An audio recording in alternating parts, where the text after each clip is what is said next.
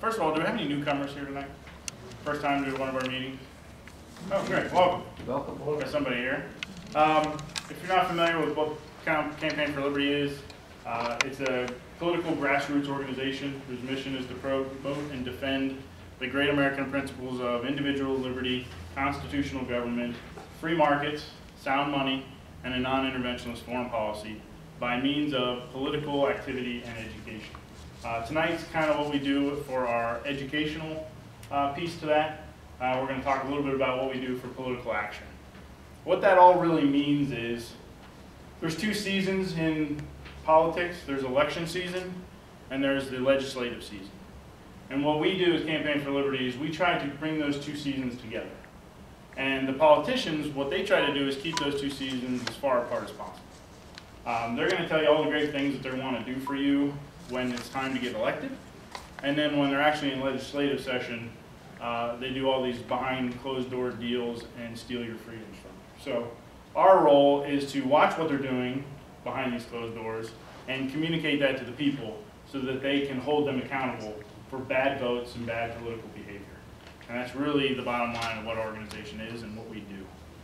So we do have regular training sessions for political activism. If you've never been to one, there's a sign-up sheet coming around. Please sign in and just note that you're interested in going to that on the sidebar, and we'll send you information about it. We have them coming up about every month or two. And it's an all-day Saturday, usually a Saturday thing, runs from about 8 to 5. And we'll give you the whole nature of politics, how it really works, and what you can do to plug in and get involved and actually influence change. So one thing that you'll notice is this particular organization is a national organization. There's Campaign for Liberty National. There's Campaign for Liberty in Maryland. We're Baltimore County. So we really try to focus on local things, local politics. You know, we have no illusions that we're going to go influence Washington tomorrow. But we absolutely can influence Baltimore County tomorrow. And we're doing it already. And those of you who were here last month, you know I gave a pretty fiery talk about our call to action last month. And that was House Bill 1513, which was basically a central committee packing scheme that the Hartford delegation put together. They basically assigned themselves ex facto members of their central committee to which they were not elected, gave themselves the voting rights to remove members and to replace them. Members that were duly elected by the constituents of the county. And two of which of these delegates don't even live in Hartford County, where this legislation was supposed to be passed. It was an atrocity, and we killed it. So congratulations to all you guys.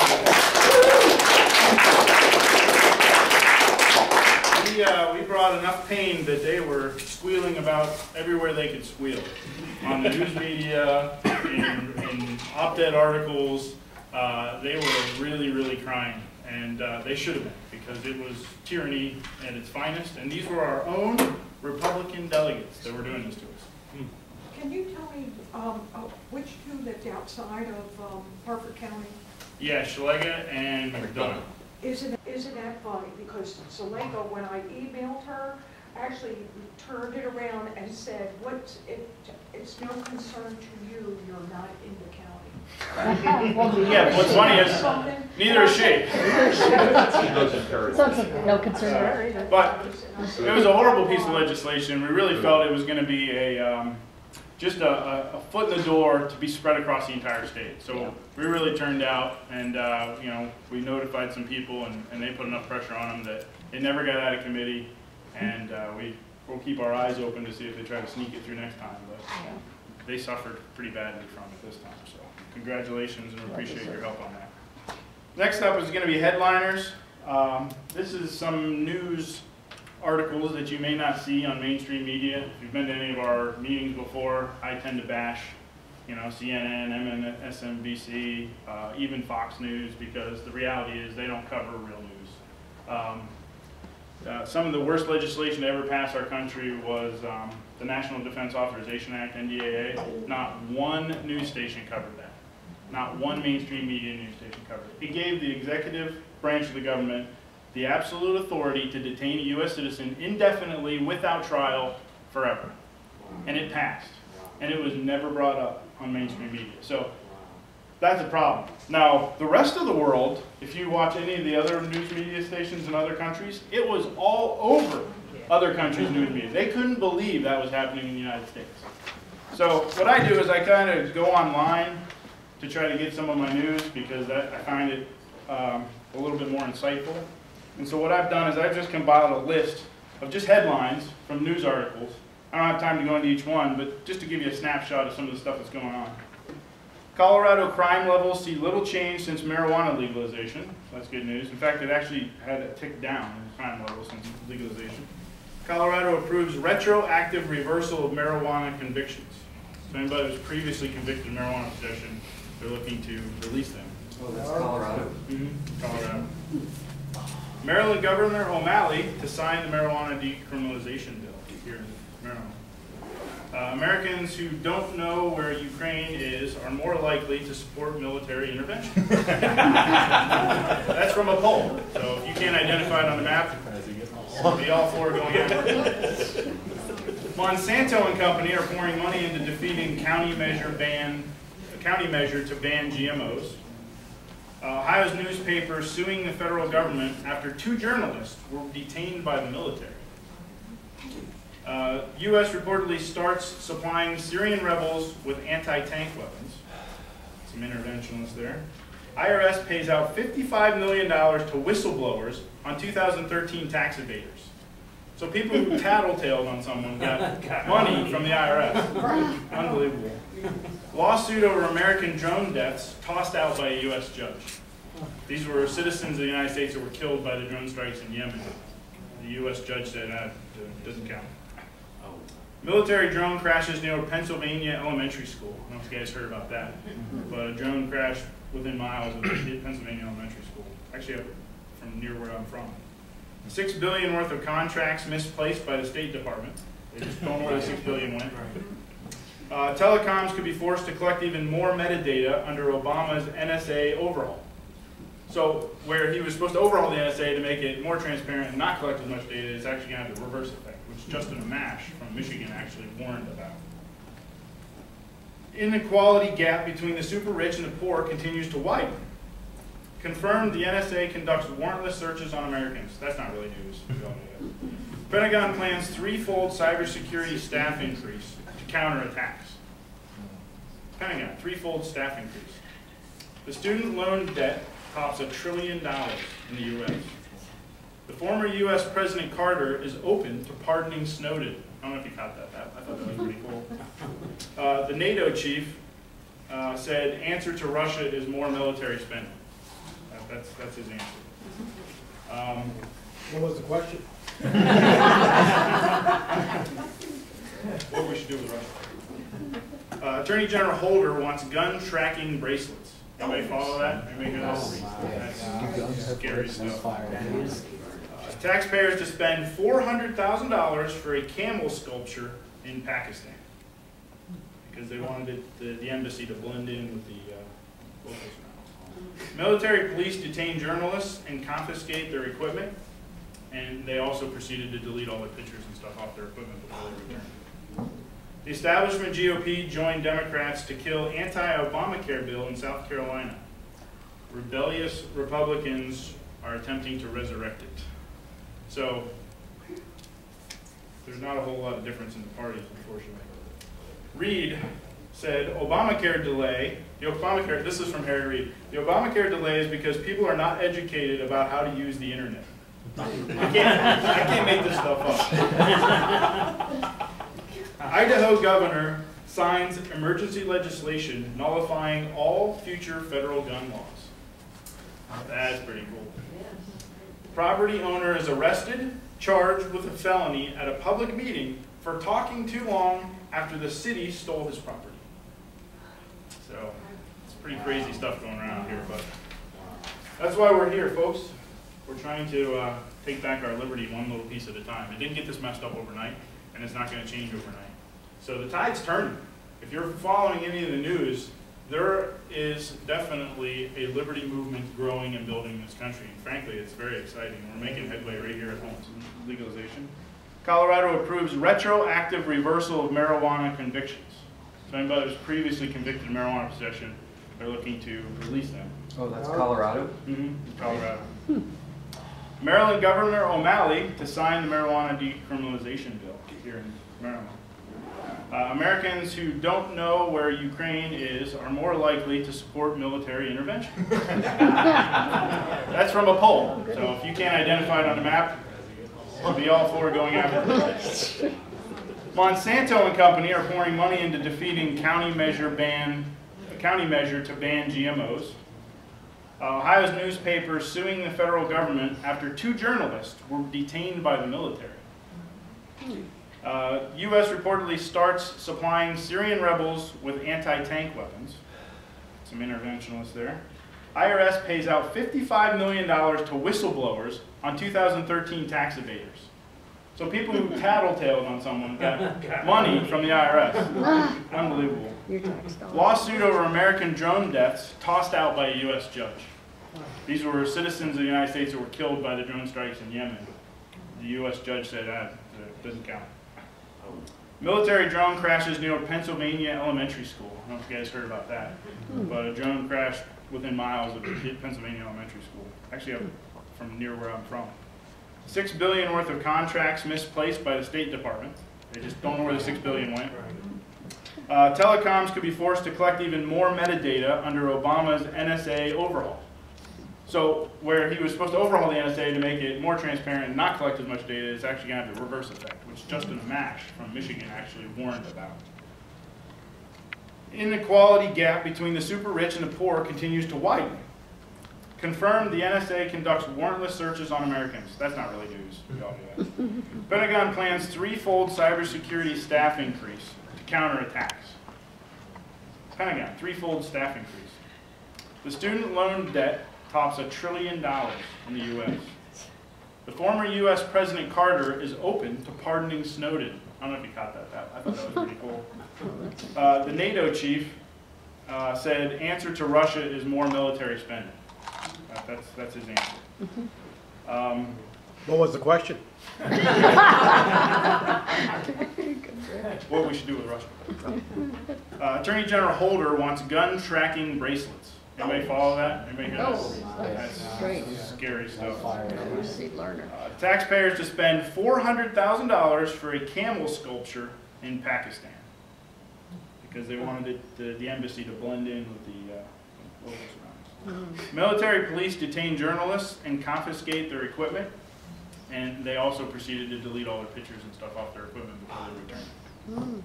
The establishment GOP joined Democrats to kill anti-Obamacare bill in South Carolina. Rebellious Republicans are attempting to resurrect it. So there's not a whole lot of difference in the parties, unfortunately. Reid said Obamacare delay, this is from Harry Reid, the Obamacare delay is because people are not educated about how to use the internet. I can't make this stuff up. Idaho governor signs emergency legislation nullifying all future federal gun laws. That's pretty cool. Yes, there we go. Property owner is arrested, charged with a felony at a public meeting for talking too long after the city stole his property. So, it's pretty crazy stuff going around here, but that's why we're here, folks. We're trying to take back our liberty one little piece at a time. It didn't get this messed up overnight, and it's not going to change overnight. So the tide's turning. If you're following any of the news, there is definitely a liberty movement growing and building in this country, and frankly, it's very exciting, and we're making headway right here at home. So if we can make headway here in Maryland, we can make headway anywhere. All right, we have one of our own leadership members coming up next for the next segment. It's if you've ever read one of my favorite books called The Law by Frederick Bastiat. We have some copies up here, I believe, for sale. And Pat Kniesler is going to come up, and he's going to talk a little bit about some current events and how they apply to the law, I think.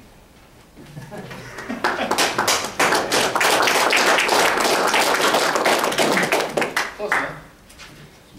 Hi, I'm Patrick Kniesler, and this is a segment on the law. Bastiat begins the section, "The Enormous Power of Government," with, "It is clear that the responsibility assumed by government is enormous. Good fortune and bad fortune, wealth and destitution, equality and inequality, virtue and vice, all depend upon political administration. It is burdened with everything, it undertakes everything, it does everything. Therefore, it is responsible for everything. If we are fortunate, then government has claim to our gratitude. But if we are unfortunate, then government must bear that blame. For are not our persons and property now at the disposal of the government? And is not the law omnipotent? NDA. In creating a monopoly of education, the government must answer to the hopes of fathers of families who have thus been deprived of their liberty. And if these hopes are shattered, whose fault is it? In regulating industry, the government has contracted to make it prosper. Otherwise, it is absurd to deprive the liberty from the industries. And if it does not prosper, then whose fault is it? In meddling with the balance of trade by playing with tariffs, the government thereby contracts to make trade prosper. And if this results in destruction instead of prosperity, whose fault is it? And so on. Thus, there is not a grievance in the nation for which the government does not voluntarily make itself responsible. And what remedy is proposed for this?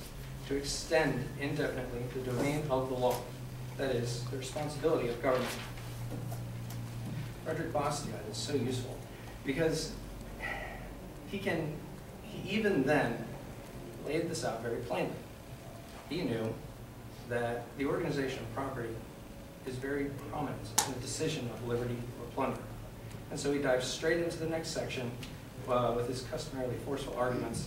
The science of economics must be developed, a science of economics must be developed before the science of politics can be logically formulated. Essentially, economics is the science of determining whether the interests of human beings are harmonious or antagonistic. This must be known before a science of politics can be formulated to determine the proper functions of government. Immediately following the development of a science of economics, at the very beginning of the formulation of a science of politics, this all-important question must be answered. What is law? What ought to be? What is its scope and its limits? Logically, at what point do the just powers of the legislator stop? He says, I do not hesitate to answer. Law is the common force organized to act as an obstacle of injustice. In short, law is justice. I forgot to open this up. You can reach this understanding by reading the core pieces of literature forming the foundation of the enlightened man.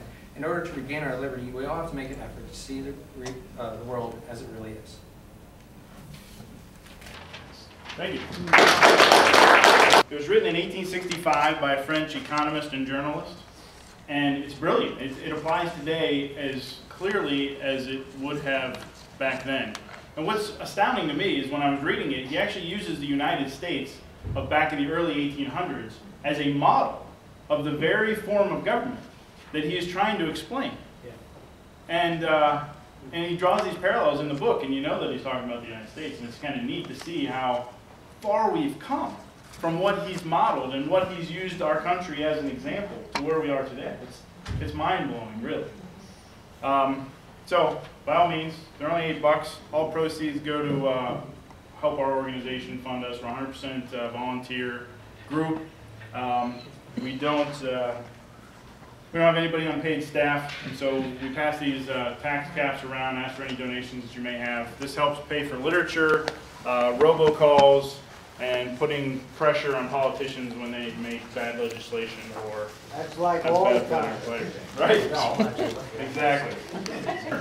I am going to introduce our next speaker. Professor Howard Baetjer is a lecturer in the Department of Economics at Towson University. He teaches courses in microeconomics, comparative economic systems, and money and banking. Dr. Baetjer earned a BA in psychology from Princeton, an M.Lit in English literature from the University of Edinburgh in 1980, an M.A. in political science from Boston College, and a Ph.D. in economics from George Mason University. He also is a founding trustee of Children's Scholarship Fund, Baltimore, which is, as of September 2009, is providing partial scholarships to more than 500 low-income Baltimore children. About 400 this year. 400 this year? Yeah. Wow. That's outstanding. To help them attend private and parochial schools of their parents' choice. So without further ado, we're very excited to have you. Welcome up. For coming, they've heard this a number of times, but it always does me good to see them in the audience. I won't embarrass you now, Christy. Before you embarrass two of the best students I've ever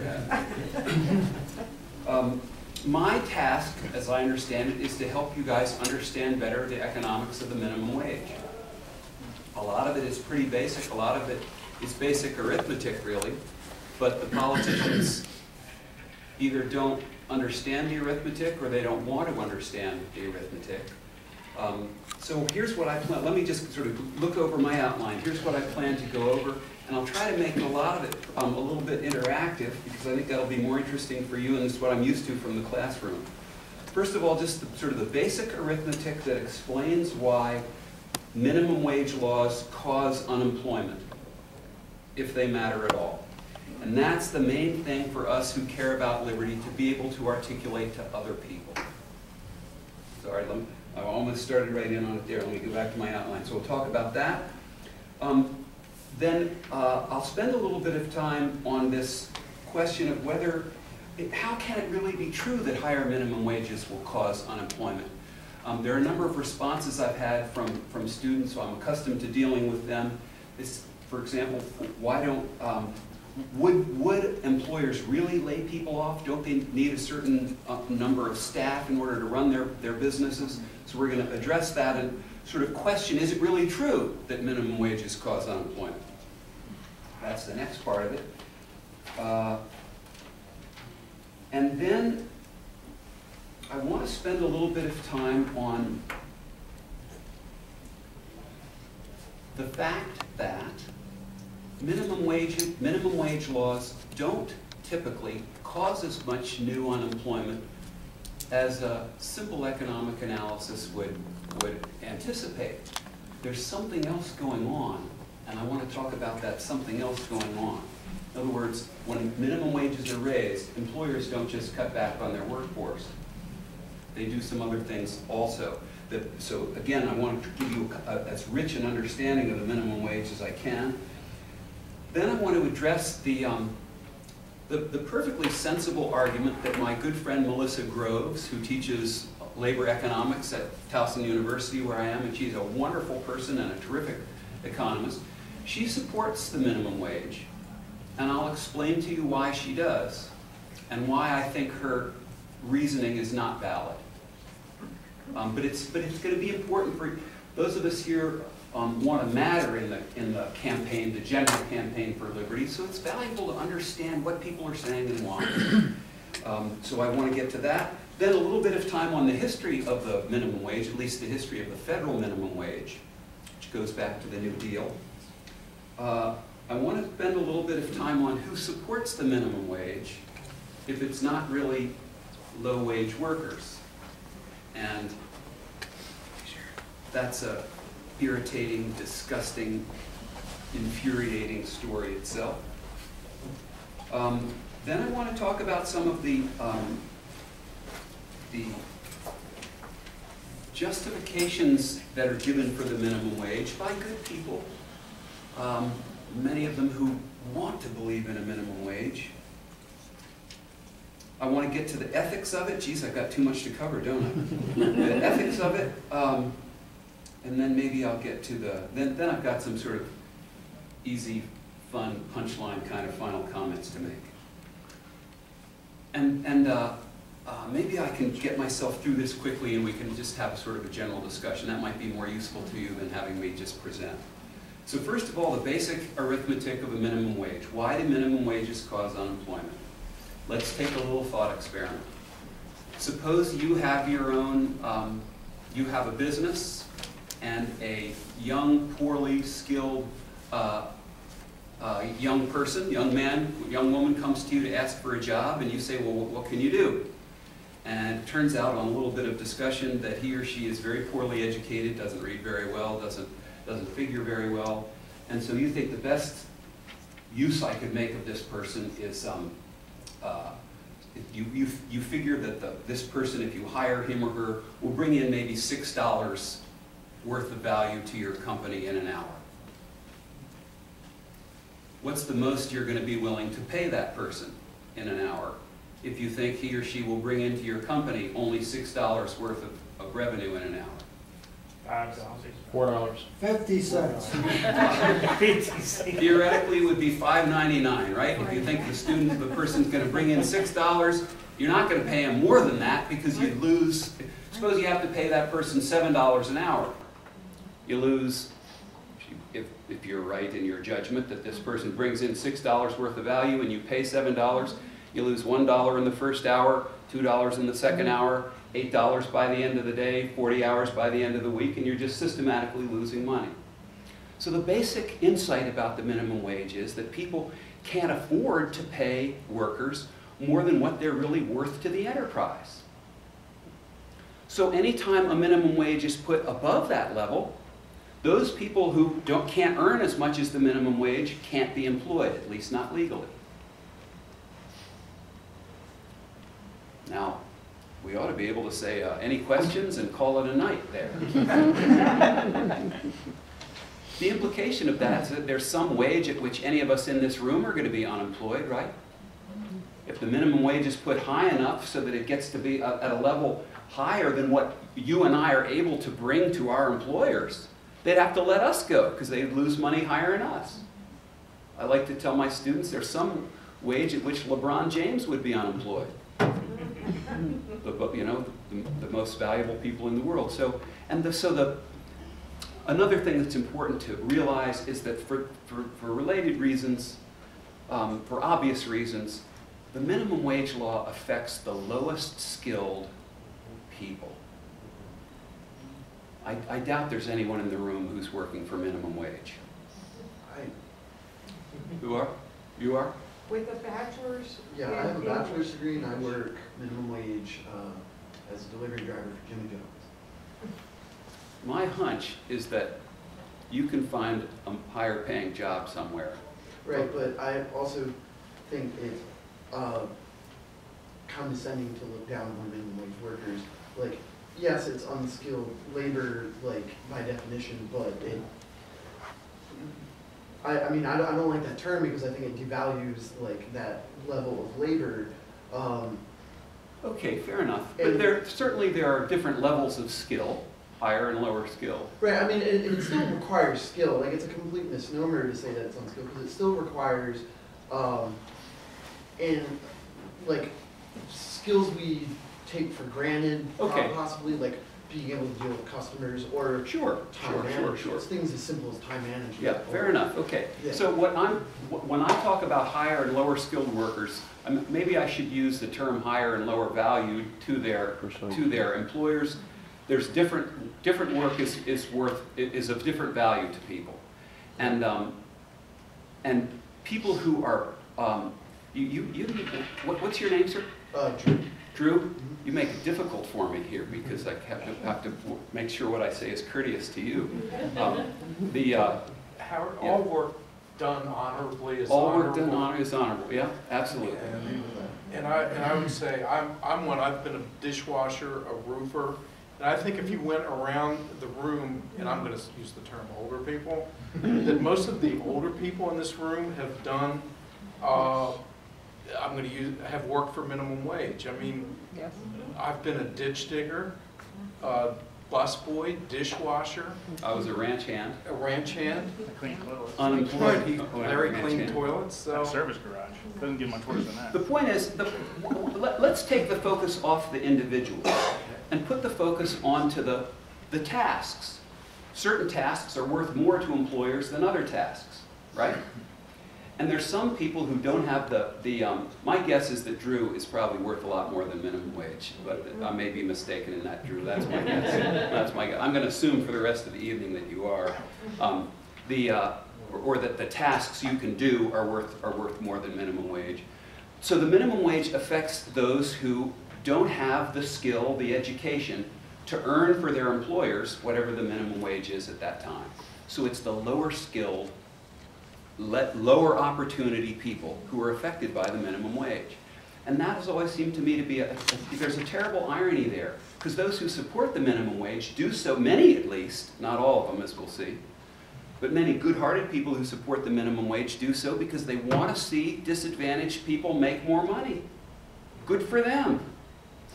They just don't realize that they haven't thought through the fact that if they're forced to pay more than what the work is worth, the people can't be hired for that. So that's fundamentally why the minimum wage causes unemployment. But more often than not, they're doing the most fundamental of jobs. They're doing the maintenance work, the cleaning, Okay, yeah. the non-intellectual labor. Let me ask not to have too many interruptions until I get to the end, because I'm easily distracted. Okay. Fair enough. So there's the first point. So that the related point, closely related again, at higher wages, the quantity of lower skilled workers demanded is smaller. The number of jobs there are going to be for lower skilled workers is going to be smaller if people are forced to pay them a higher wage. Unemployment is going to be caused because at higher wages, people can't afford to hire as many. So minimum wages cause unemployment. Let's examine that now.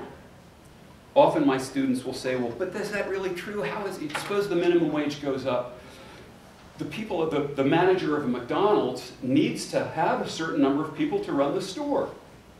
So doesn't the employer just pass the minimum wage? If they have to pay their workers more, don't they just pass it on to the customers by charging more for their product? The answer to that is no. I do want this to be interactive. What are some of the ways in which the number of workers employed, or if you think not in terms of the number of workers, but the number of hours they're employed for, ways in which that could be cut, ways in which any of us in the room might make an adjustment if we're running a business that employs lower skilled workers, and the minimum wage is raised, and we think, oh my God, I can't afford that. How might we cut back on the number of hours of low skilled work we're paying for? Cut the pay of the higher skilled? You could cut the pay of the higher skilled. If markets are working efficiently, you're not going to be able to do that because you must compete with other businesses for the higher skilled workers too. So I wouldn't, possibly, but doubtful, I would think. Automation. Machines don't demand higher wages. And you think about those automatic scanners at the grocery stores now, and I haven't seen one yet, but I understand that there are fast food joints in the drive-in windows where you're not even talking to a person, but it's automated. You punch it into a screen, or there's voice recognition or something. It's voice over IP and routes it back to a call center. Oh, it sends it back to a call center. Roger that. Most of them are still localized here, but I think New Jersey, Bedminster, New Jersey has the largest U.S. call centers, and a lot of the fast food chains route by voice over IP, and the camera feed actually routes there too. So the person you're responding to over the the intercom, the squawk box, actually sees your vehicle, so they get an idea of what you are doing, and they can pick up nonverbal cues through your mannerisms. And are those people paid minimum wage? No, they're actually paid more. Starting scale for that is usually like $9.50 an hour. Because they're processing Because they're processing more, they have more workflow, and it's a more efficient, more efficient use of the time. Okay. Restaurants use touch screens. Restaurants use touch screens. You can do like self-service, like people can pump their own gas or bag their own groceries or load the groceries into their own car instead of having somebody that makes $2 or $3 an hour to do that. Sure, good. Other? The casinos have eliminated the ladies who used to push around the change carts and eliminated the people who put coins in the machines. Now it's all done with paper tickets. Okay, so they've eliminated thousands you can just of jobs. eliminate some sort of more optional work. Others? I have a list here. You can get your own drinks at McDonald's. Get your own drinks at McDonald's. Let's suppose you're at, let's go for McDonald's now. You've got, you're running a McDonald's. What are the ways you can cut back on the worker hours there? Demand more. Pardon me? Demand more out of the people you have. Demand more out of the people you have. Apparently there's good research on this. When the minimum wages go up, they think, my God, we're going to have to get by with fewer, and they'll push the promising workers to do more. They get fewer breaks and that sort of thing. Maybe the store gets a little dirtier. The tables aren't wiped up as often. Oh, yeah. So you can push current workers to do more. How else? I got two other main ones. Pardon me? Training incoming trainees, we'll spend a shorter time training, or they'll cut out training and just hire people from other companies. Okay, that's in my next list. Let me hold on, because I'm going to put that in a different category. Now I just want reducing the hours you pay for. Yeah, I was just going to say, if I'm paying somebody if I can afford to pay someone $400 a week, then when whatever, and I paint for a living. So if a guy comes to me and he says, you know, how much, you make $5 an hour because you paint 1,000 square feet an hour. My guy that makes $10 an hour paints 2,000. They're always costing me $5. So if you understand what your costs are, you're just reconstituting it, you know, in your particular venue. But what I have. But presumably those who can paint the fewest square feet are the ones likely well, correct, but my point is there's always a number that arbitrates that, whether people understand it or not. Everything's time and material, that's what it is. It's all time is cash value. So I guess what I'm saying is with automation, realistically, people are getting philosophical and saying it's evil, but the reality is if you want a business to be philanthropic, that's one thing. If you want business to be business, then we're all going to be put out of job by automation. I mean, that's the reality. So there's only so much money to go around. It's not infinite. Okay, fair enough. So let's continue on this idea of how to get your worker hours if you're running a McDonald's. There are two other main ways that haven't been articulated yet. The argument is that if minimum wage is raised, unemployment increases, or the amount of employment decreases. What about making a quick investment in increasing the workers that you already have, making, like, not them work harder, but investing in more infrastructure for them to work harder through that? Yeah, okay, infrastructure, maybe like automation, other tools to make them work better. Takes too What long. I'm thinking of is you can close down during your least productive hours. Yes, right. So you have the same number of people in the store, but the store is open fewer hours. Yes. Do the 80-20 rule. But the main way, the main way in which minimum wages cause unemployment, I don't know if it's the main wage or not, it's the one that strikes me the most, and certainly it's one of them, in which minimum wages cause the amount of unemployment to be reduced. I'll illustrate for you by this thought experiment. Suppose you're running a McDonald's and you're barely making a profit. You're just covering your costs. Some not very wealthy area, perhaps, high cost area. You're just barely covering your costs, and now the minimum wage you must pay your workers goes up. What are you going to do? Shut down. Close it. You're going to close the store. Companies don't always make a nice comfortable profit that they can squeeze. Sometimes they're right at the edge, and if they are forced to pay higher wages, often they simply have to close down. Yes, it may be true you need a certain number of workers to run the store, but you don't need to run the store. You can close it down. All these things are going to contribute to the unemployment. Now, go ahead, Larry. And I have a personal example of that. I owned an ice cream store for 4 years, and our wages ate up about 50 to 60% of our overall costs. And it got to the point that our wages just couldn't keep up. Minimum wage went up again, and we had to shut the ice cream store down. We employed we weren't. We're an independent. We employed about 10 people. And okay, there's a good illustration. There's a good illustration. I believe that if we didn't have a minimum wage, there would be all kinds of little enterprises coming up and going bust and popping up here, and some thriving and so on, because it would be more possible to start a little enterprise. All right, now, but I want to go now to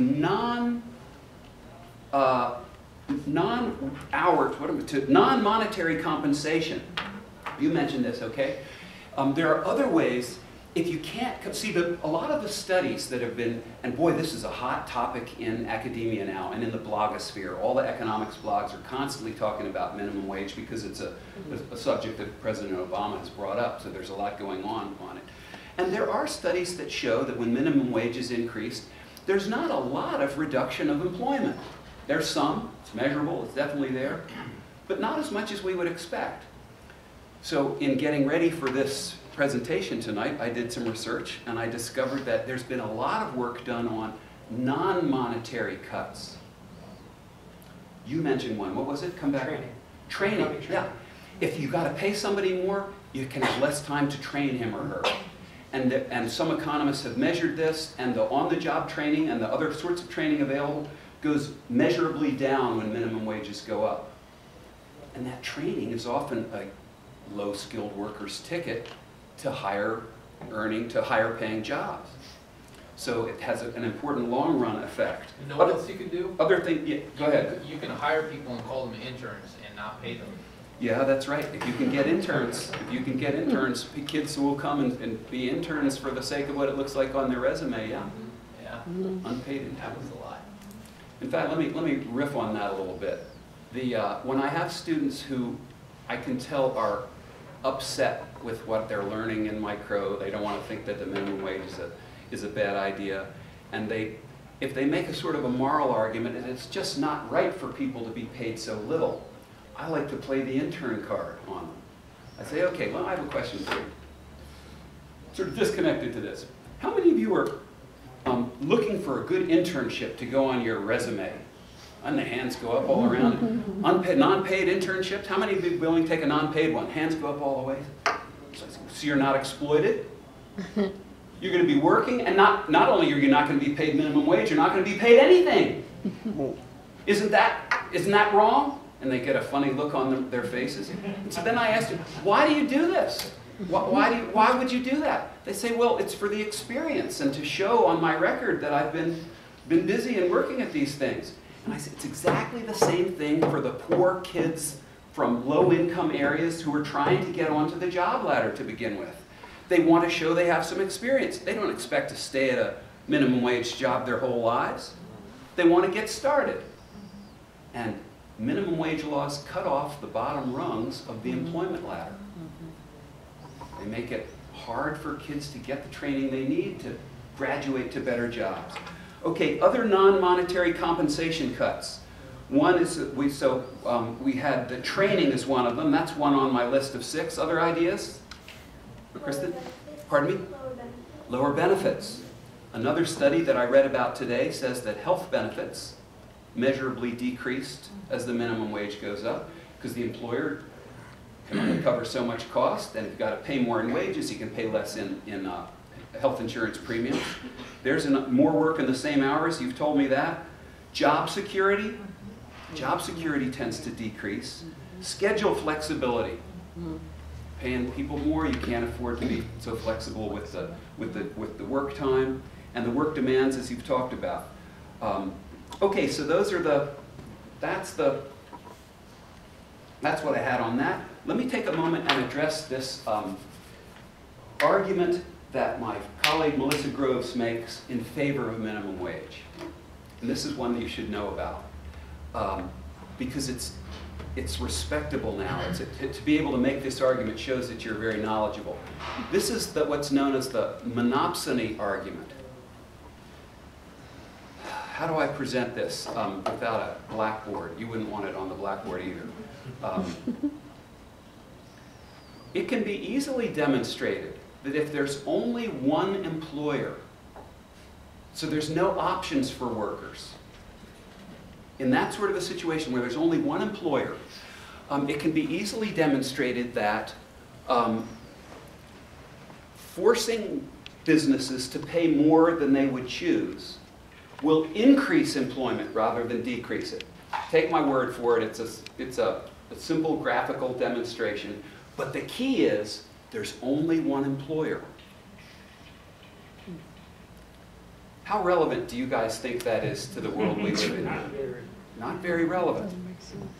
But Melissa and others who make this argument really lean on it. They say, all right, well, it's true that in Maryland now, there's probably no situations where there's only one employer. But it's sort of like that for low-skilled workers because there are very few choices for them. And as work migrates overseas, low-skilled work migrates overseas, there's less low-skilled work at home.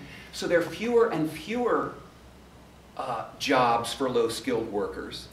And that gives their employers what we call in economics market power, the ability to affect the wages a little bit. And so what Melissa and others say is that because of that, small increases in the minimum wage might actually have a positive effect. Because if low-skilled workers have very few choices and their employers are taking advantage of that to keep wages lower, then you force the workers to pay more. They won't lay people off. In fact, they might even hire a few more. Now, all of the knowledgeable economists will immediately say, if the increase is too large, of course, you're going to cause unemployment. But that's the argument, it's a technical argument that if there are very few employers. So the intuition of this is, if there are lots of different people who want to hire these workers, well, if somebody pays you less, you ask the next one, say, will you pay me more? And so the workers can sort of get the businesses to bid against one another, and in order to get the workers they need to bid up the wages. That's not the case if you're the only game in town. You just decide how many of these needy workers you'll choose to hire. I think I can guess from the little snort they just gave what you think of that. It just does not make sense to me, because I look around me and it seems that there are so many employers. But more than that, if employers were permitted to pay below the minimum wage, you might have new businesses cropping up which would take advantage of the willingness of workers to work for less.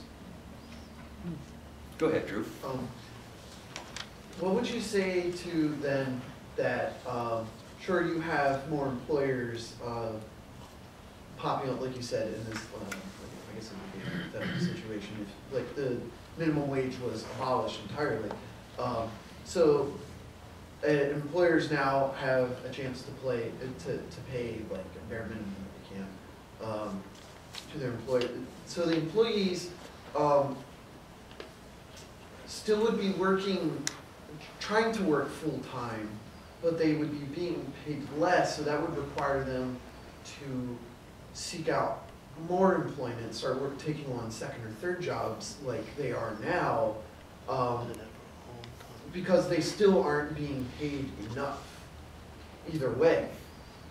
Either their hours are being cut back with a higher minimum wage, or they have to scramble for even more and more hours.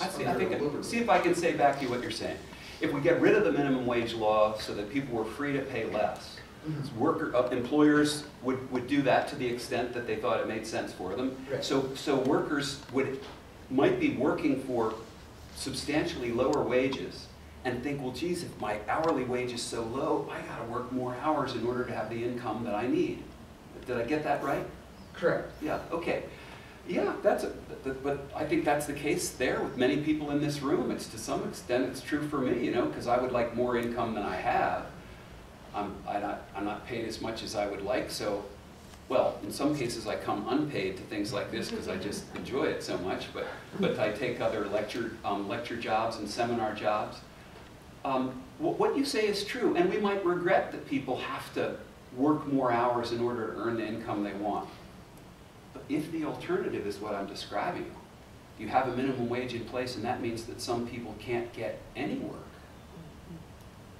then I think the situation you describe is preferable. But I think we're either way, we kind of find ourselves back at square one. Okay, I think, well, let me add one other thing here. What is it that pushes wages up? Let's ask this to everybody in the room who's paid more than minimum wage, which I take it is everybody but Drew. Now, and again, you're clearly a thoughtful and articulate enough guy that you could I made be. less than minimum wage last year. Pardon me? I made less than minimum wage last year. Okay, but you weren't being paid minimum wage by an employer. Correct. Okay, so let's leave that. No, I'm just saying, I just wanted them to know that. People who are paid more than minimum wage, everybody being paid more than minimum wage, think about it. Why do they do that? Why does your employer pay you more than minimum? He's not legally required to. What on earth could make a profit-seeking employer pay you more than the law requires him to pay you? Supply and demand. Supply and demand. They've got to pay you that much to get you to work for them because others are willing to pay. So there's an implicit competition among the employers. That's what holds wages up. That's what holds wages up. And that's what would hold wages up, Drew, for lower skilled workers. They would not be, certainly in the United States, it wouldn't be possible to pay workers $2 a day the way it is in some third world countries. I mean, okay. that doesn't work out for them too well either. Well, but would a minimum wage in a third world country work out well? begging, you know. It's better than starving. Yeah, or child prostitution and so on, which we have also. Okay, let me get back onto my schedule here, and then we'll try to allow, as I said, good time for discussion afterwards. I told you about Melissa's story, and now I want to tell you about the history of the minimum wage. Where does this come from? If in fact I'm right that it hurts low-skilled workers, then you would figure that it probably isn't the low-skilled workers who are arguing for a minimum wage, unless they just don't understand the economics. Who pushes primarily for minimum wages? In history, pardon me?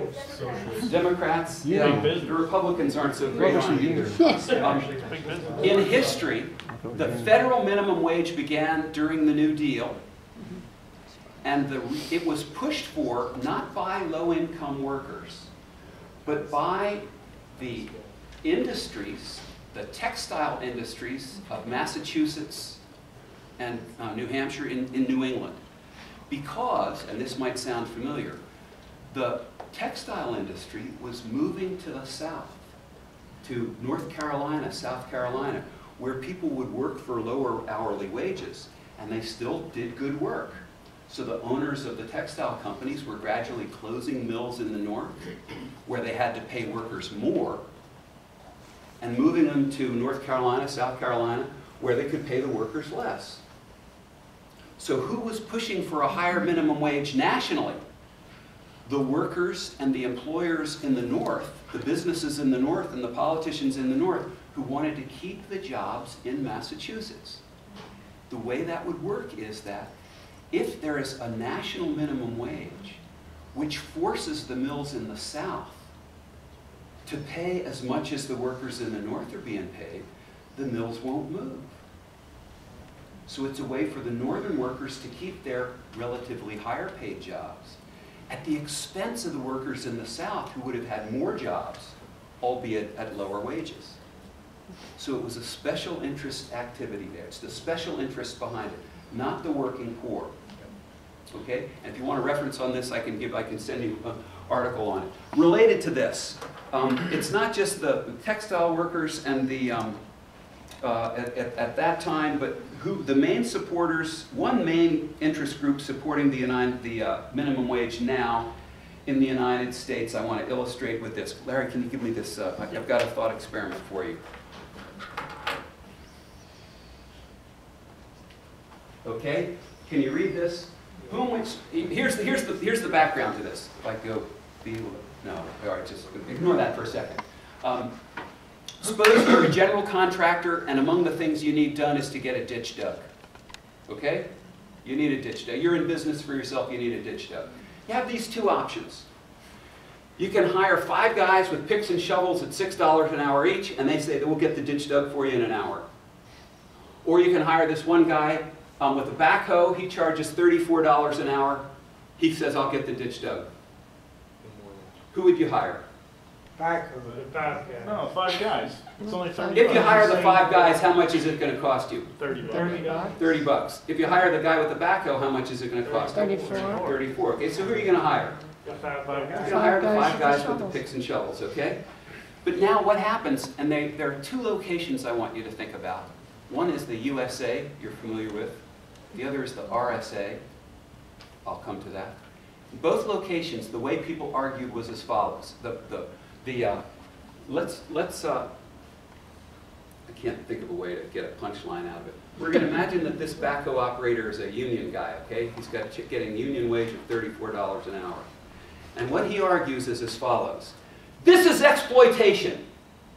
In solidarity with our laboring brothers, we in the union demand that these people be paid $7 an hour. It's not right. You can't support a family on that. They're being exploited, and we demand that the minimum wage be raised to $7 an hour. Suppose it is.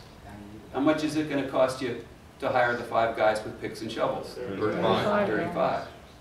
How much is it going to cost you to pay with the backhoe? 34. No, they're going to raise it to 35 now. Union rate will be raised, okay? So what you have here, you have the American unions push for higher minimum wages. And to my looking at it, the reason for this is they don't like competition from lower skilled people. And if they can force businesses to pay lower skilled people more, it's easier for them to compete. Now, in the RSA, that's the Republic of South Africa, the explicitly racist unions argued this way. Only they didn't argue, they didn't say, our laboring brothers are being taken advantage of. They said the Kafirs, that's their horrible word, the equivalent of our N-word, the Kafirs are taking our jobs. These dark-skinned people. It's not right, you know. We white, so I don't have the jobs. We demand a minimum wage of 7 Rand an hour to price them out of it. If there is cosmic justice, the union officials who understand this economics are going to be in trouble in the afterlife. I think a lot of just rank and file union members just don't get it. They haven't gone through the arithmetic. And they genuinely believe that they're being in solidarity with their laboring brethren when they argue for a minimum wage. But some people get it. And some people in Congress get it. I can get a little hot on this. So that's why unions support the minimum wages. Even though, and the unions are the main supporters of minimum wages in the United States, even though there's no union worker who's being paid anything near minimum wage. They're all way above it. And they pretend that because they're good people and they care about other workers. And it's really contemptible. Because if they were truly in solidarity, they would demand those folks got union scale. Well, I suppose they could do that. Yeah, in solidarity, they would demand they get union scale also. Yeah, no, that wouldn't help either. Well, that would be just a still higher minimum wage, wouldn't it? Indeed it would. Yeah. Okay. All right. I think I'm almost to open discussion here.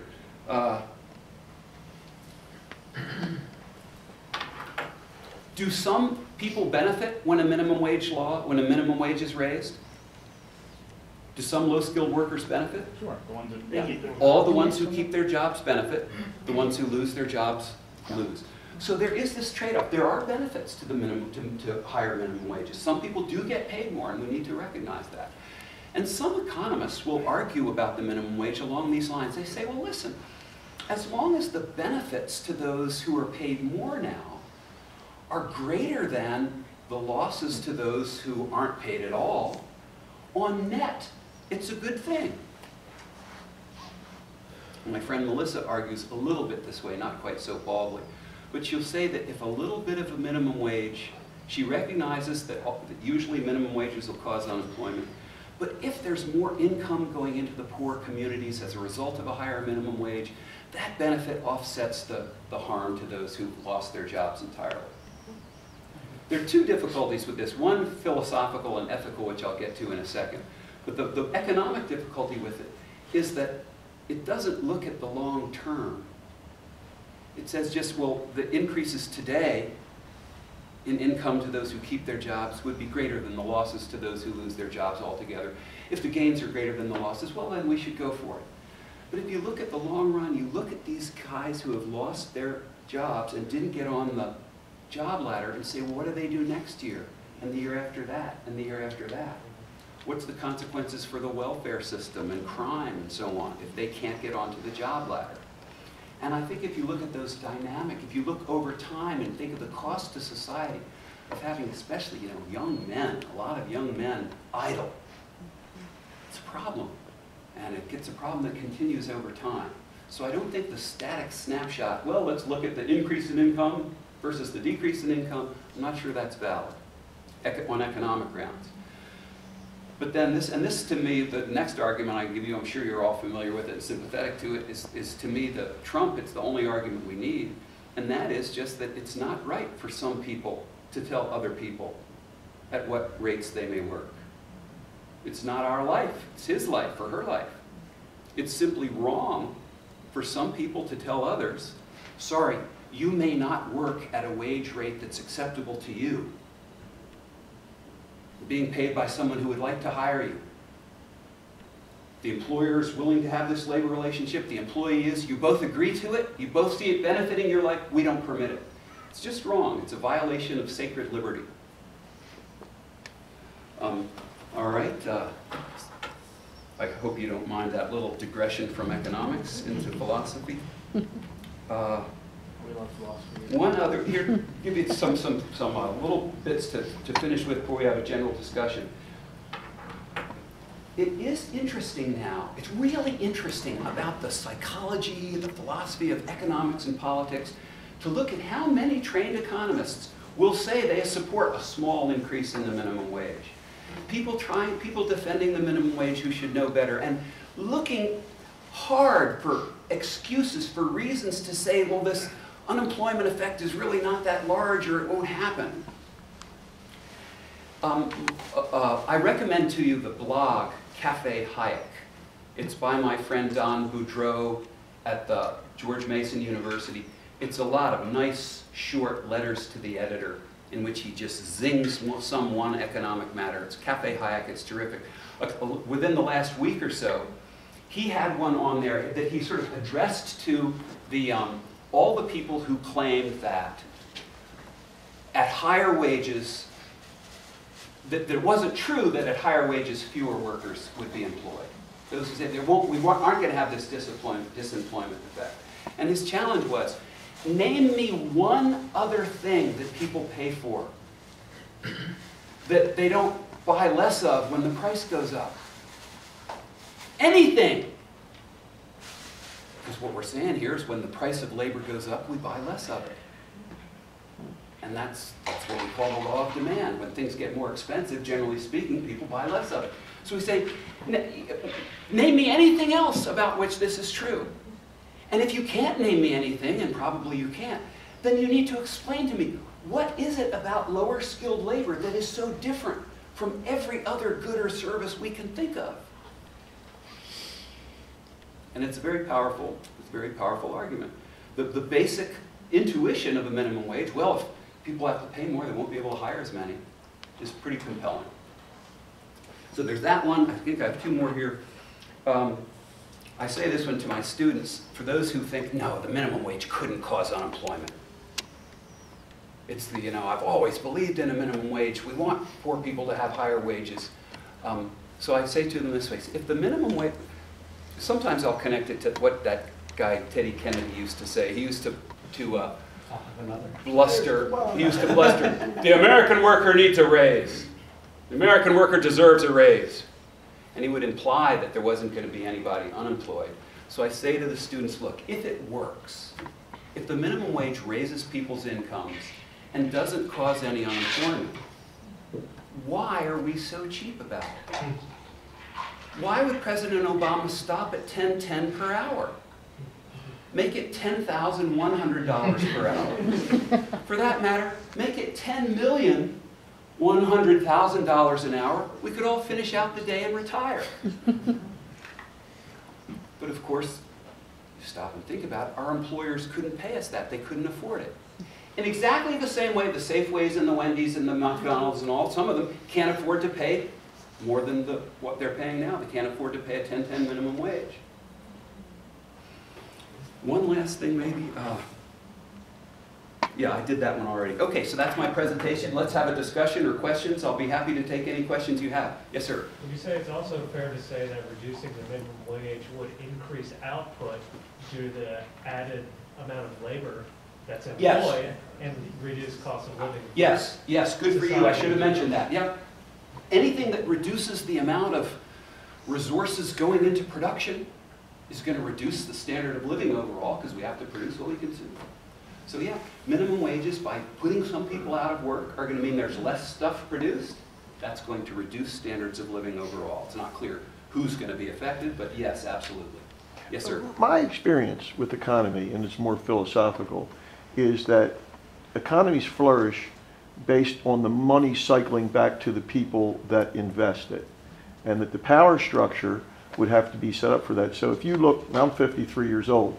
My father was a city firefighter, sent 4 of us to Catholic school. My mother stayed at home. And when my father got out into the work market, he did not compete with blacks and he did not compete with women. Okay? So that meant that the infrastructure was that a woman would get married and seek her prosperity through her husband. So women had the right to vote in the 20s, but their vote through the voting bloc was cycled through their husbands. Then we went to an individualized market. There's no more money, but that money is now spread amongst a larger group of people. That makes it more difficult politically to cycle that money back through the. In other words, there's not an infinite supply of money. If you're playing a poker game, it's an $800 table. All there is $800. How it's cycled is all that changes your perspective of prosperity. So I don't understand when we're talking about this money, where it's all coming from. It's coming from people that control the wealth initially throughout history, and they're not going to invest it unless it cycles back to them. Democrats cycle it by agreeing to these tax hikes and these minimum wages, knowing that they're going to get the contracts from their political infrastructure for the schools to build them and the stores that are in the areas where the people consume through tax money. Republicans get their money cycled back to them by putting it into the market and being guaranteed the tax breaks.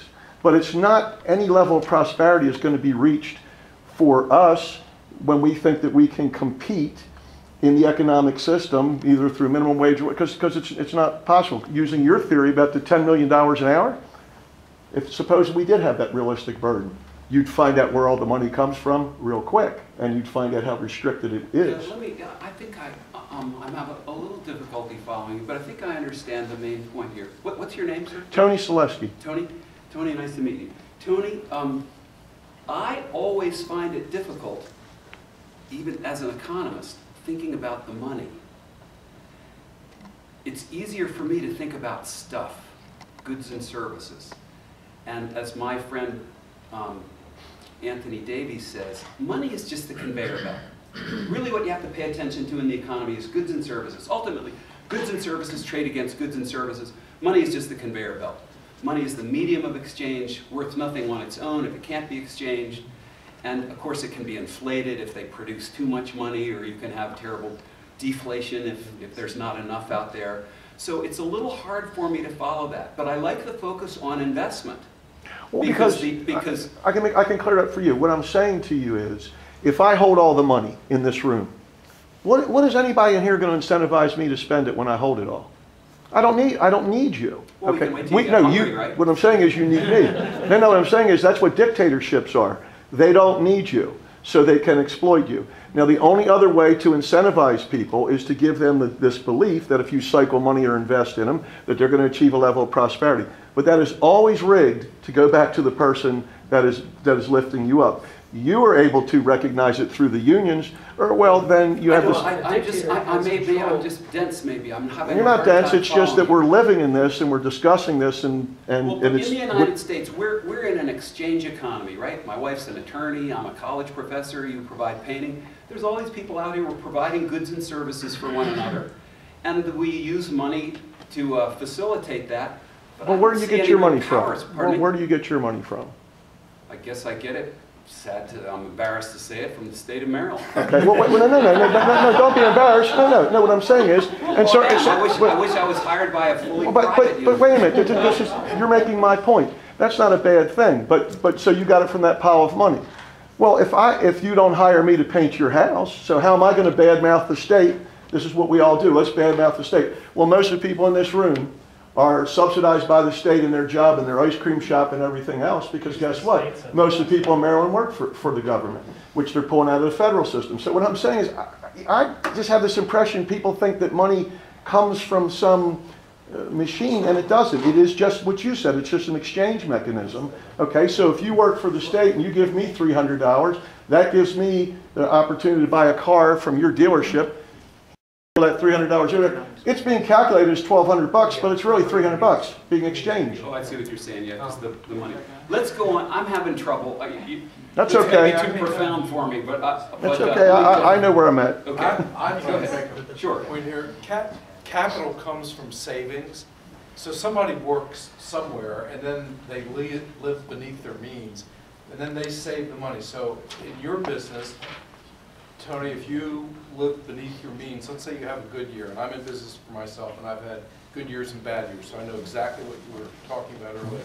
So you have a good year, and you go out and let's, for example, say you buy some paint sprayers that can increase the productivity. Automation. Yes. Just saying, you see it's all connected. Yes. Automation. So you've done it with your savings, which is a pool of capital. But I haven't employed anybody.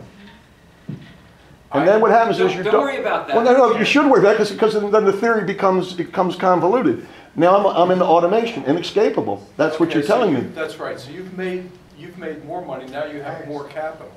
So you could go out. We live in an economy where we have division of labor, where he does something, you do something, Larry does something, I do something, Howard does something, and we trade around. Correct, that's my point. So That's all that's trade happening. around, but there are people, and it does follow the old 80-20 rule that somebody here brought up, that Rick brought up.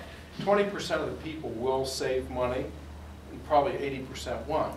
So those 20% save their money. Let's say you automate.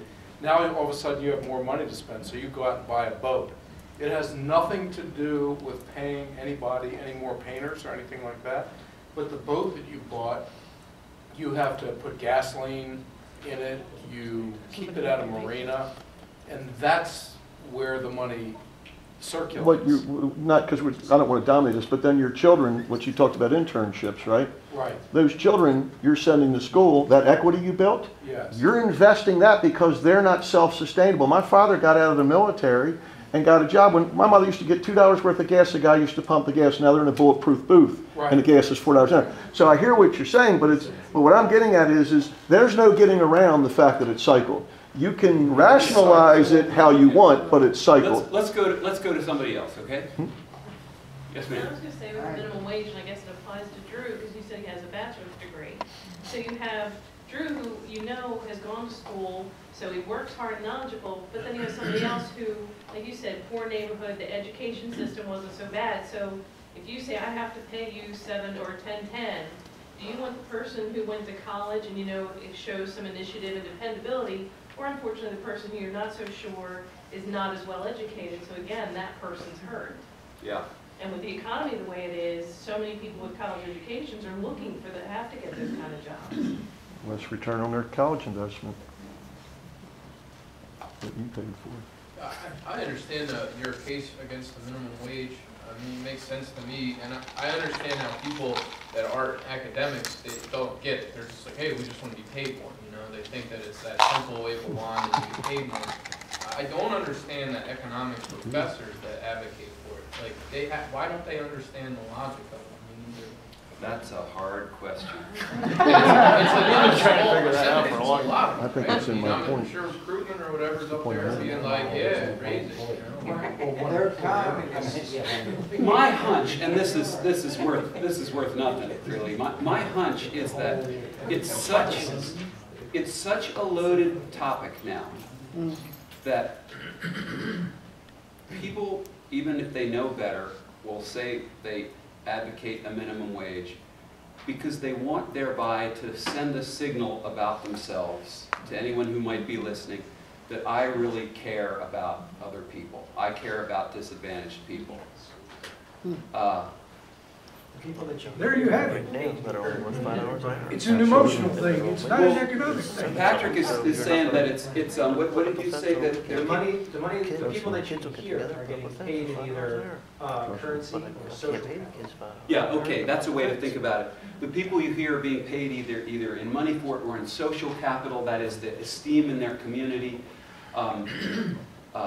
Certainly Paul Krugman knows well enough, but he's good. He loves all those people who like his column, and I'm afraid if he were to say, look, we got to abandon the minimum wage, he would lose a lot of fans, and he's just not willing to do that. I don't know. You think he knows better? Pardon me? You think he knows better? Yeah, sure, he knows better. He's a brilliant man. Yeah, he used to be a great economist. Yes, sir. You know, didn't they just pass that? Minimum wage increase? Yeah, at the state, it was the Maryland legislature passed it, and O'Malley signed it yesterday, going up to 1010 as of 2018. Yeah, but didn't they put amendments in it to say There are that? exemptions. There are exemptions like So restaurants. many restaurants, So taverns. I think the McDonald's and these other places You're aren't just looking, affected. any place that can accommodate sit down. So even if some place that has maybe 2 seats, they're exempt. Well, that's always, that's the case now with the current minimum wage. I'll usually have students say, well, I make less than minimum wage. I say, you're a server, right? Yeah, we are. So that's because of the cultural practice in the United States of paying waiters with tips. And so there's a special exception for that. But it's not just places. But there's some other ones. There's other ones. There's McDonald's and they don't have waiters. McDonald's is Well, going to be that's a exempted from restaurant. this, Marilyn? That's a restaurant. Yeah, but you're not telling me that the bill O'Malley signed yesterday is going to exempt McDonald's from the. That's what I Well, understand. you have It's to a read- restaurant. You have to read the various things that are exempted. Certain types of employees are exempted, and certain type of employers are exempted.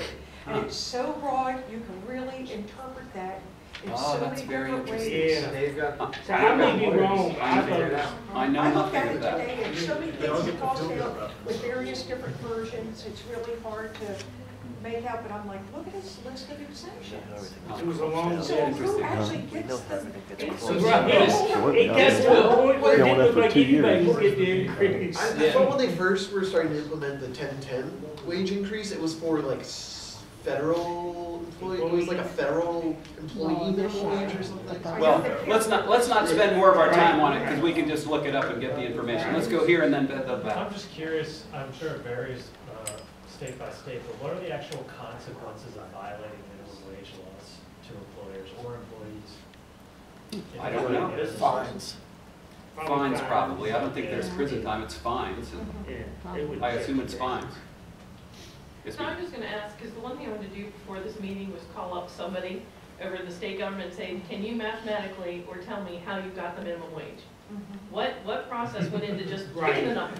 Yeah. Because 10-10 sells. That's it, okay. And that was it, I just. But that would be marketing. That's marketing right there. That's marketing. That's a political judgment somebody is That's what I making. figured, but I didn't know if anybody else had called. And I would say it's the same number that President Obama Well, yeah. mentioned during the, so that's the number that they would go to. It's called and creating consolidate market with. and marketing to it. That's Creative what it market. is. Yes, sir.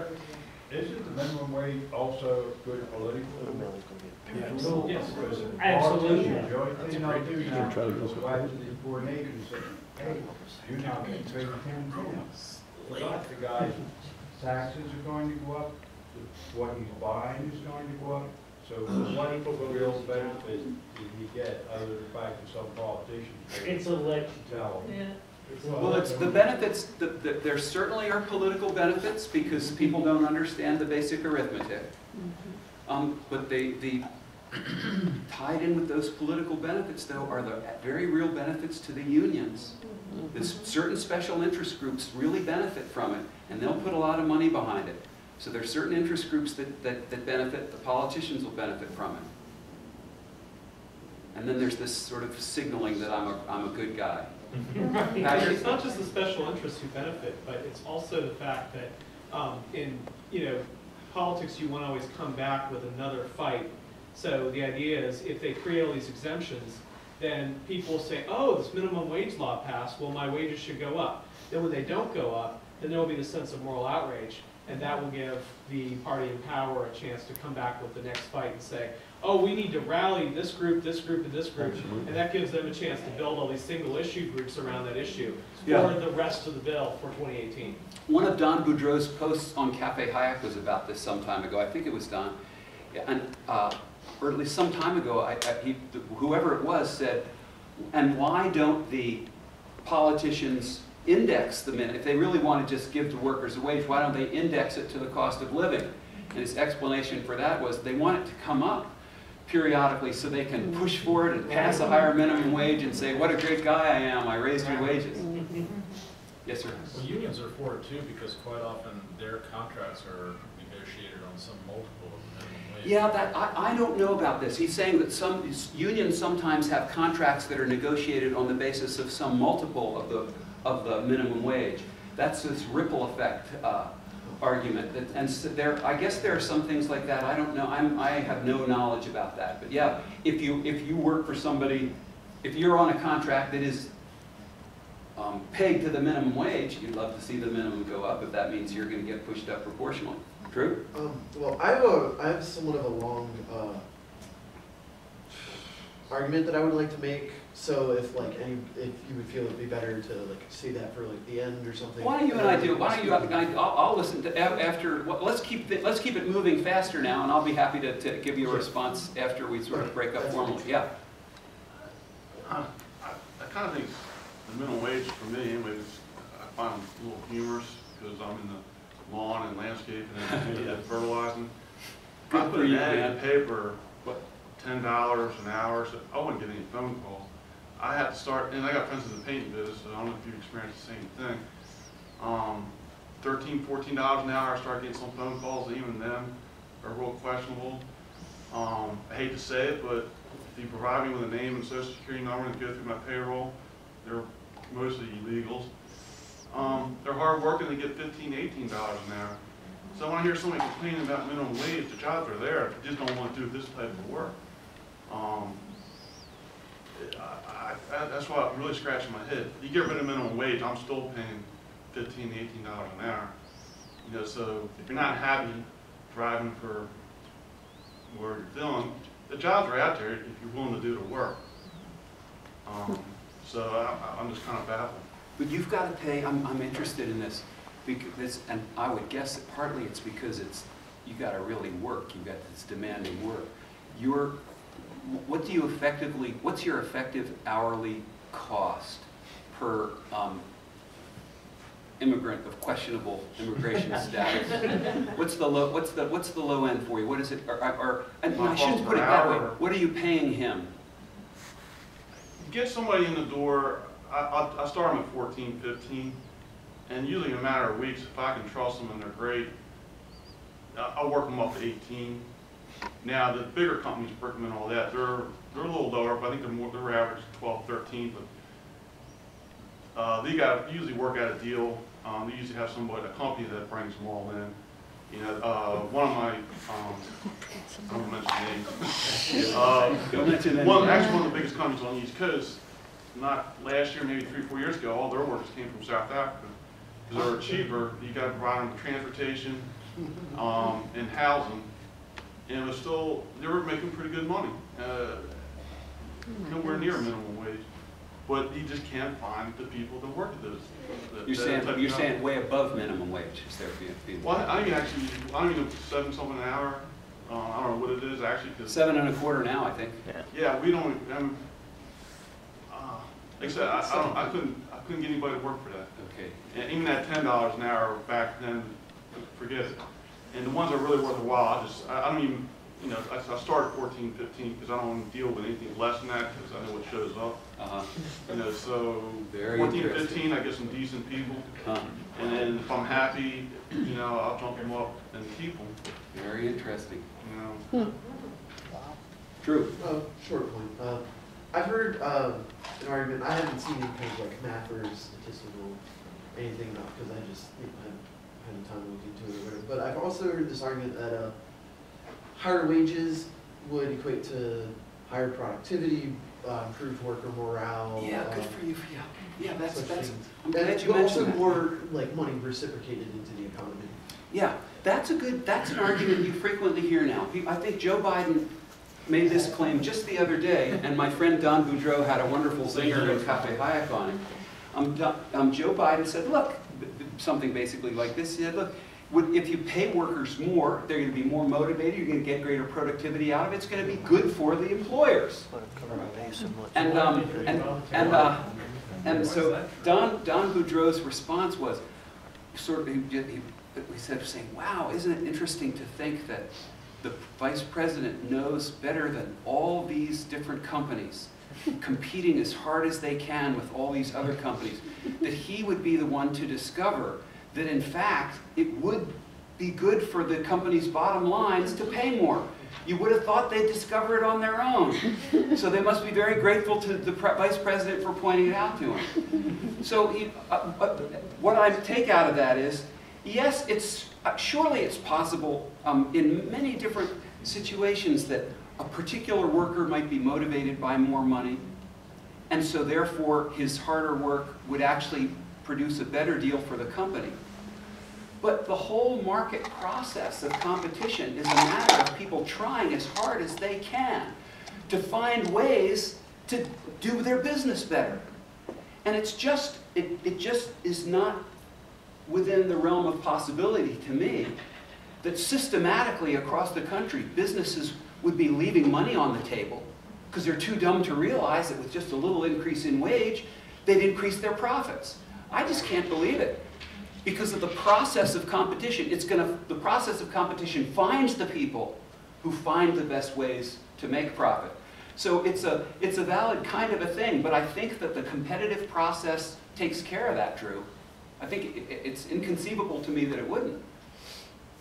This makes me think of along those lines, you hear people say, and I saw it again today, women make only 70% of what men make. It boggles the mind. Think of what that means. What that means is you've got all these genderist, sexist employers who, if they only had the sense to hire women instead of men, they could cut their labor costs by 33%. And it makes you wonder, what happened to greed?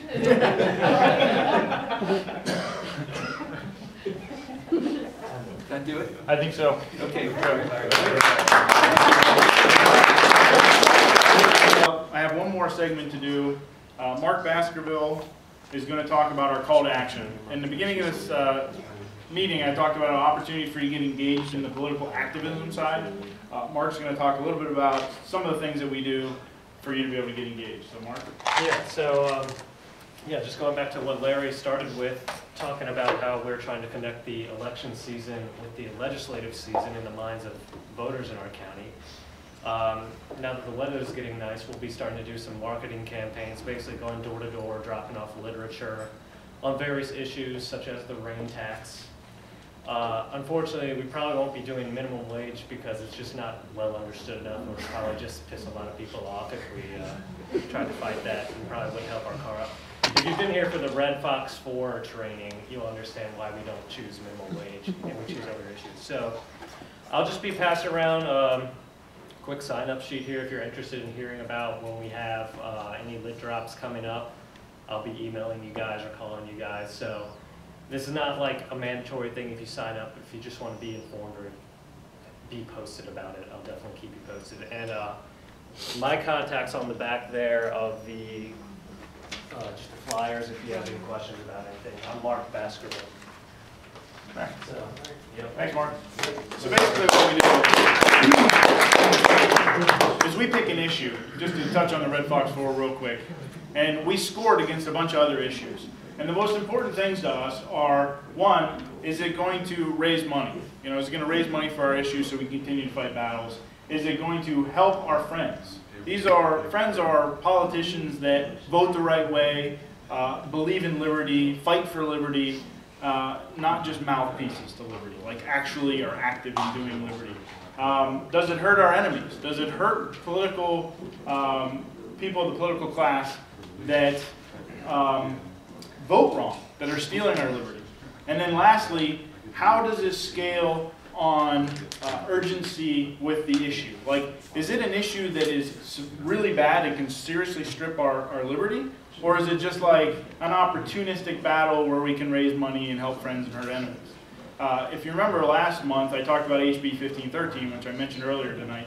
That was almost a survival battle because, you know, a lot of our focus is to get involved in a party, regardless of whether it's a Republican Party or Democratic Party, and start to influence politics from the inside. And so by them stripping them and being able to remove true liberty candidates from the party, that was a serious issue that we needed to take on right away. And so that scored very, very highly on the Red Fox 4, which is the reason why we pretty much put all of our other issues on hold and focused on that until we killed it. Now that it's dead, we can look at some other issues that we can start to help our friends and hurt our enemies with. So rain tax is certainly going to be one that we're going to be focusing on. If you guys remember the gun bill, SB 281, that passed last year, that's another issue we're going to be focusing on because there's a lot of upset people about, you know, the restrictions in our gun rights in the state. So that's just a little summary of why we do what we do. And by going door to door, it's very easy. It's a couple hours on a Saturday. If it's a nice day, you buddy up, you just stick literature in people's doors. And basically it's a one-page sheet that explains the issue and gives them some contact information or a website where they can go sign up for a petition just to help try to get people engaged. Because they're not hearing about this on the news. The majority of Americans are watching mainstream TV, mainstream news, and they're talking about national issues that we don't really have any control over. We have local issues we have absolute control over, but nobody's aware of them. And that's what we're trying to do, connect with the voters and make them aware of these issues and rally them up so that we can hold these politicians accountable this year. This is an election year. The primary is June 24th. That is a huge deal. Most people don't even pay attention to the primary. The primary is extremely important. And then the general is this November. So I ask you to sign in. Check the box if you're interested in getting involved. This is going to be an exciting year. We've got a lot going on. So we need as much help as possible. To wrap up, like I mentioned, Chili's. Next month we're going to be doing a General Assembly wrap-up. So I think we have Elizabeth Myers from... I have not secured her yet. Okay, we're trying to get Elizabeth Myers from Maryland Legislative Watch. And they've created this organization that basically looks over every bill that gets filed in the Maryland General Assembly and then alerts people to say, hey, this is a horrible bill. So she's done a really great job of recruiting a group of volunteers to read bills and comb over those things. So we want her to come in to kind of give us the good, bad, and the ugly of what happened over the last 3 months in Annapolis. So you don't want to miss that. If it's not her, we will get somebody in here to talk about the good, bad, and the ugly of the General Assembly. Probably Mr. Lurch right back there. He's part of Maryland Legislative Watch and part of our leadership team. So that's next month. This handout, take it with you. It has the date and time. And on the back is all of our leadership team's contact information. So if you have any issues or questions, you can reach out to any one of us. Am I missing anything, guys? I don't know. I have one argument that I would suppose that I didn't get a chance to. Was it that longer argument? Yes. Well, let's wrap up and then we'll huddle around. Okay. Just because we need to start breaking down. Right. I understand. And lastly, if anybody who's looking for a book, Professor Baetjer's book's up here for your markets. It's at the table. I highly recommend it. You can ask Chip here what he thinks of it. He just finished it like last week. And then another great economics book is Economics in One Lesson. Do we have any of those? We'll try to see if we have any in our bins, but that's by Hayek. No, that's by Henry Hazlitt. That's the single best book to read to start learning economics. It's the most valuable one in my whole training.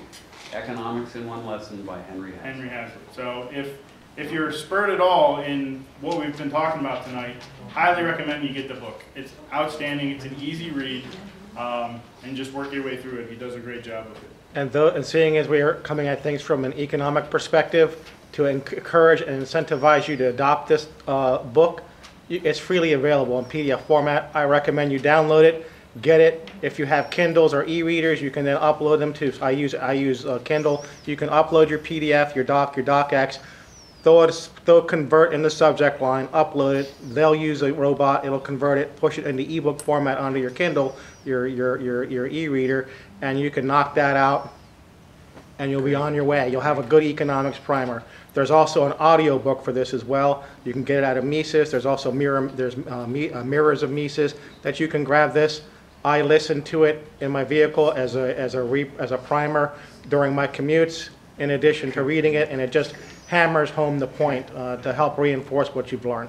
So I take advantage of it. Your financial cost is zero. Yeah, if you need a link to that, again, just email me. I'm markbaskerville@gmail.com. I'd be glad to just send that directly to you. Again, I want to thank Professor Baetjer. You came in, you handled a very emotionally charged subject. And I can't emphasize enough that it's difficult to talk about certain subjects. Minimum wage is one. Some of the other subjects that we handle through Campaign for Liberty are very emotionally charged, and a lot of times it's difficult to separate that emotionally charged from the details of economics. And I think you did a great job, so I appreciate you coming in.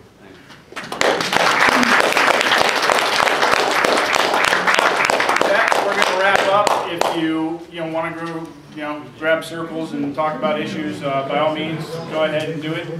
We're just going to be cleaning up here, and then we'll head over to Chili's around 9 o'clock.